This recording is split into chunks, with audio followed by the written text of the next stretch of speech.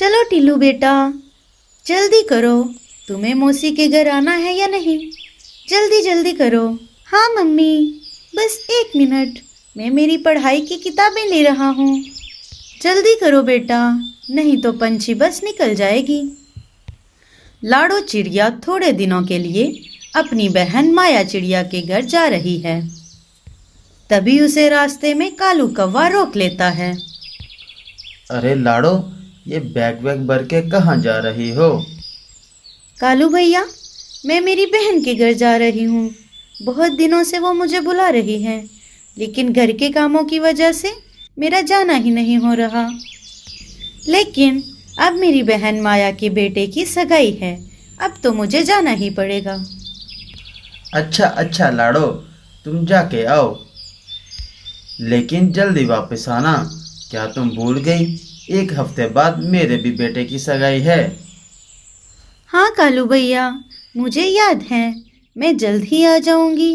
अब मैं चलती हूँ, नहीं तो मेरी पंछी बस छूट जाएगी। लाडो वहाँ से निकलकर पंछी बस स्टॉप पर आ जाती है। थोड़ी ही देर बाद पंछी बस भी आ जाती है। लाडो बस में बैठकर अपनी बहन के घर की तरफ निकल पड़ती है। ये मैं अपनी मौसी के घर जा रहा हूँ। रात हो जाती है। अरे वाह, ये कौन सा जंगल है? इतने सारे पंछियों के घोंसले देखकर मेरे मुंह में तो पानी आ गया। मैं बहुत देर से उड़ रही हूँ। थोड़े दिनों के लिए मैं अपना बसेरा इस जंगल के बाहर ही लगा लेती हूँ। हा हा हा हा हा, इम ब्रीम ब्रीम छू।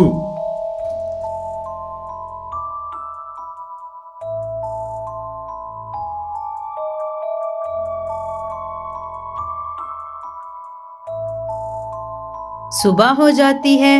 हे ऊपर वाले, ये क्या हो गया? मेरे अंडे कहाँ गए? तभी वहां पर रानो चिड़िया आ जाती है। अरे बुलबुल, क्या हो गया? तुम रो क्यों रही हो? क्या बताऊं रानो? कल रात सोने तक मेरे अंडे मेरे घोंसले में ही थे, लेकिन जब मैं सुबह उठी तो मेरे अंडे गायब थे। पता नहीं मेरे अंडे किसने चोरी किए। लगता है जंगल में कोई शिकारी पंछी घुस आया है। ये बात पूरे जंगल में फैल जाती है। सारे पंछी अलर्ट हो जाते हैं, लेकिन रानो चिड़िया बहुत डरी हुई थी, क्योंकि उसने सुबह ही 2 अंडे दिए थे। रात हो गई। रानो चिड़िया आंखों में तेल डालकर अपने अंडों की रक्षा कर रही थी। सारे पंछी अपने अपने घोंसले में सो रहे थे। रात थोड़ी गहरी हो गई। इधर चुड़ैल फिर से पक्षी का रूप लेकर अंडे चुराने के लिए जंगल में आ जाती है। अंडों की खोज में वो जंगल के ऊपर से उड़ रही थी। थोड़ी देर खोज करने के बाद वो रानो चिड़िया के घोंसले के पास रुक जाती है। मुझे इसी घोंसले से अंडे की खुशबू आ रही है। चुड़ैल खिड़की से अंदर झांक कर देखती है तो क्या, रानो चिड़िया अपने अंडों को पंखों के नीचे छुपाकर बैठी हुई थी। अरे ये क्या, आधी रात हो गई है तो ये चिड़िया अभी भी जाग रही है। अब मुझे अपने जादू से इसको हिप्नोटाइज करना पड़ेगा। चुड़ैल अपने जादू से रानो चिड़िया को अपने वश में कर लेती है। जैसे ही रानो चिड़िया उसके वश में आ जाती है, चुड़ैल अपने हाथ लंबे कर लेती है और रानो चिड़िया के दोनों अंडे वहां से चुरा कर चली जाती है। चुड़ैल का जादू सुबह होने तक चलता रहा। जैसे ही जादू खत्म हो गया, रानो चिड़िया होश में आ गई। उसने देखा उसके भी दोनों अंडे गायब हो गए थे। सुबह होते ही सारे जंगल में अफरा तफरी मच गई। रानो चिड़िया जोर जोर से रोने लगी। तभी वहां पर कालू कौवा आ गया। अरे रानो, तुम्हें क्या हुआ? तुम रो क्यों रही हो?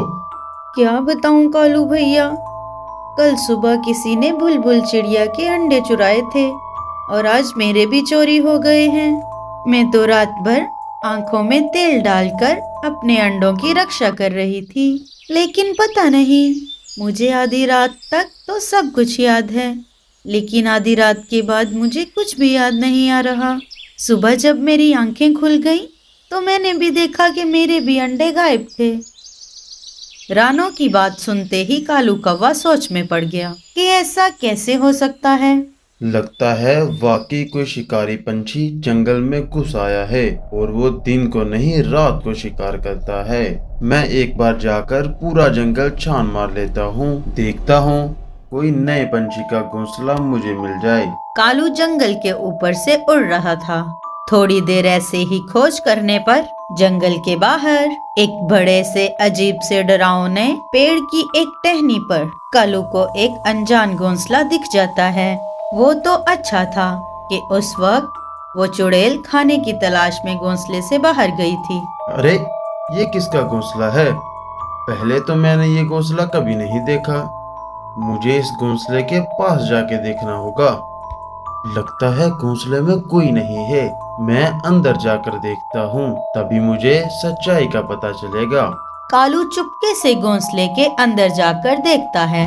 अंदर जाते ही कालू की आंखें फटी की फटी रह जाती हैं। पूरे घोंसले में हड्डियों के कंकाल पड़े हुए थे, अंडों के छिलके और तंतर मंतर का सामान भी पड़ा हुआ था। कालू समझ जाता है कि ये कोई मामूली पंछी का घोंसला नहीं है। कालू एक सेकंड का भी समय ना गवाते हुए वहां से अपनी जान बचाकर निकल लेता है और पास वाले पेड़ की टहनी पर एक बड़े से पत्ते के पीछे छुपकर घोंसले पर नजर रखता है। धीरे धीरे शाम हो जाती है।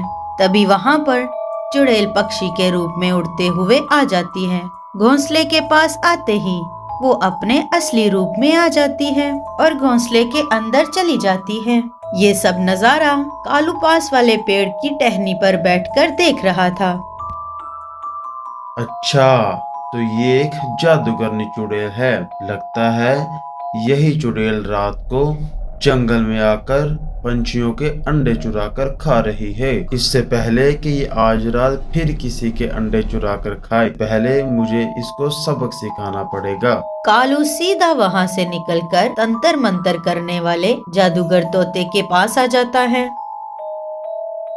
कालू सारी बातें तोते को बता देता है।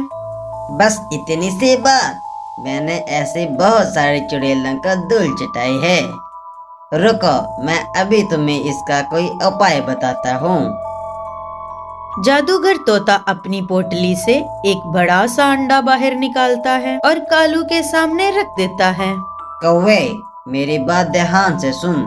ये कोई मामूली अंडा नहीं है, ये एक जादुई अंडा है। अब तुम्हें सिर्फ एक काम करना है, उस चुड़ैल को कैसे भी इस अंडे के पास लेके आना पड़ेगा। वो जैसे ही चुड़ैल इस अंडे को छुएगी, वो तुरंत इसके अंदर कैद हो जाएगी।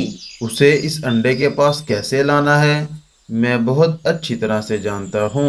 आप ये अंडा यहीं पर रहने दीजिए और यहीं कहीं आप छुप जाइए। अगर वो इस अंडे के पास भी आई और इस अंडे को छूने के बाद भी इसके अंदर कैद ना हुई, तो आप कोई दूसरा जादू करके उसको कैद कर लेना।